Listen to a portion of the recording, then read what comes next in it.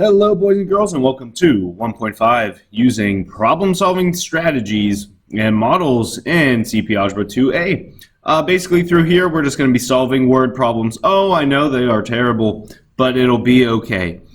Two strategies we have, at least, is using formulas, drawing some pictures, and looking for a pattern. So the first one is using formulas. So use the formula. A lot of cases you'll be given pieces of a formula and you just need to use the pieces to solve. So different formulas out there. Distance equals rate times time. Area equals length times width. Base times height, common things. If you actually look at your 1.4 notes, there are all sorts of formulas there. Anyway, a train can travel between Boston and Washington. Yeah, Washington. A distance of 457 miles in 6.5 hours. So it might help to label things like 6.5 hours. Hey, that's a time. Okay. What is the average speed of the train? Well, basically use the formula for distance equals rate times time.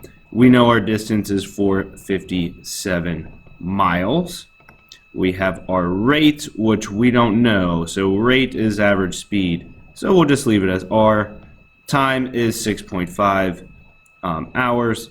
And basically, we're solving for R, which is what we did last few days. If you divide each side by 6.5, type that into your calculator, bada bing, bada boom. 1 second here. 457 divided by 6.5 is approximately 70.31 miles per hour. So you can approximate 2 decimal spots is okay with me, rounding up if need be. So that's it. Distance equals rate times time. If they ask you for the other variables, you just fill those in. Strategy 2, this one's a pretty key one here. We'll use it for linear equations. Look for a pattern. A lot of times we are going to be using the formula y equals mx plus b. We'll talk about it more in the future. Just know that for increments provided of data, there may be a relation or what we like to call kind of a common rate of change. Okay, the height of a descending hang glider is taken at several instances, represented in the table below. So if you're hang gliding, you start at a certain height. Boop, boop, boop. We'll just draw a little hang glider here. Yeah, nice. Okay, and he starts at a height, and then every increment he is decreasing. So maybe after so many seconds. The landing crew wants to know what height the hang glider will be after 7 minutes. Well, first, let's find what's happening within each interval. So basically, 2 key things you want to know is where does the hang glider start? So where are you at 0? And also you want to know what is happening between each increment. So what is happening? And for us right now, they will always be the same distance. Okay, so if we notice from 2000 to 750, we're subtracting 250. And we are subtracting 250, and so forth. So we're subtracting 250 every increment, every t. The other key thing highlighted in blue is at 0, we are at 2,000 feet. Okay? After we find both those things, so at 0, specifically at 0, not at 1, not at 2, specifically at 0, we are at y is equal to negative 250 t or x plus 2,000. That is our formula. Okay. The last thing they want to know is the landing crew below wants to know at what height they will be at after 7 minutes. Well, t is our time in minutes. So basically, we just have y, which is also the height, equals negative 250 times 7, whoops, plus 2,000.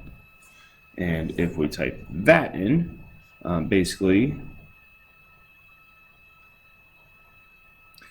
we have negative 1750 plus 2,000, or we are at 250 feet after 7 seconds. So that's basically it. Again, always use where it's at 0. Okay, the table may be mixed up. It may look different, but always use the 0 increment. Okay. Strategy 3 is drawing. So whenever we want to arrange things, there are common times. So like when I got my new room, say I wanted to arrange things on a bulletin board, or you're at a dorm room and you want all of your posters to be nice and organized. The best way to do this is to make it fun. Draw a picture. When you're arranging objects, it can be helpful to draw a picture and be sure to include values that are part of the dimensions. So part of the problem. Okay, you're hanging 4 championship banners on a wall in the gym. The banners are 8 feet wide and the wall is 62 feet long. Okay, so Mr. Weiler would like to have them evenly spaced apart and wants to see a diagram of how they'd be placed before you put them up there. Okay, so a lot of engineers, they want to see a diagram beforehand. So let's say this is our wall. Okay, and if we start to sketch in our banners, we know we have how many banners? 4 banners. Okay, so let's say here's one of them. Here's 2. There's 3. And there's 4. Now, yes, they should all be evenly spaced. Maybe you need to erase it, make it a little better. Okay. The banners are 8 feet wide and the wall is 62 feet long. So each banner is 8 feet. 8 feet, 8 feet, 8 feet. The banners we will represent in yellow.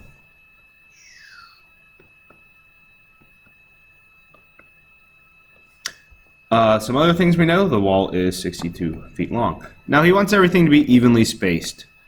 So what that basically means is we don't know the distance of a few things here. So the whole wall is 62 feet, and that's from here to here. If we think of this about adding things up, okay, we have this missing space, which is like X. Then we have a banner. Then we have another missing space, X, and a banner, and another missing space, and a banner, and another missing space, and a banner, and a last missing space. All of these things here, so X plus 8 plus X plus 8 plus X plus 8 plus X plus 8, so forth, has to equal the 62. So we have really X plus 8 plus X plus 8 plus X plus 8 plus X plus 8 plus X equals 62. 1, 2, 3, 4, 5. Really that is 1, 2, 3, 4, 5 X's combined like terms plus 8 plus times 4 just to be certain is 32. Where did all that come from? Adding like terms. And then you solve for X, we'll subtract 32. We have 30 equals 5X. Divide by 5, divide by 5, and then X is equal to 6. Okay, so that would be a good diagram. Everything in between must be 6 feet. They might make it trickier, okay, they might change some of the dimensions, but that's a very basic. Always draw a picture. The unknown value, X, that's the distance between items.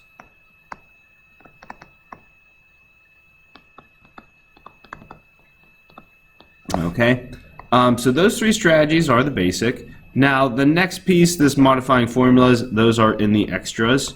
So if you want to have a little extra of a challenge, maybe if you finish up the checkpoint, you can look at those. So that's part 2. For right now though, go ahead, take the checkpoint. You can stop here, and that's all for problem solving 1.5. Good stuff, guys.